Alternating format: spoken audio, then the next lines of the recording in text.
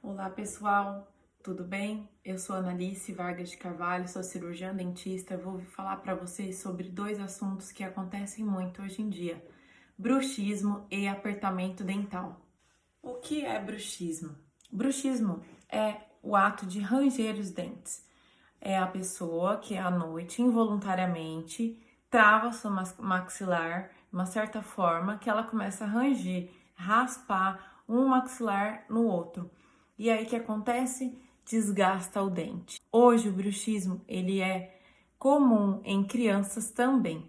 Não tem uma origem específica, mas acredita-se que tem vários fatores que envolvem e fazem com que aconteça o bruxismo. Um deles é a ansiedade. Muitas crianças ansiosas ou hiperativas, adultos também. Doutora, o que causa se o bruxismo não for tratado? Ele vai causar zumbido no ouvido, dores de cabeça, dores no pescoço, no trapézio, descendo para a coluna e por aí vai. Causa desgaste na articulação temporomandibular, que é a nossa articulação que temos aqui na boca, né, na cabeça.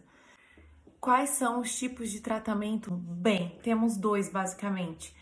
A placa de acrílico, mais comum, e aparelhos ortopédicos, chamados de placa planas. Aí só um ortodontista que vai poder realizar. Então, procure um profissional da sua confiança para tratar esse hábito.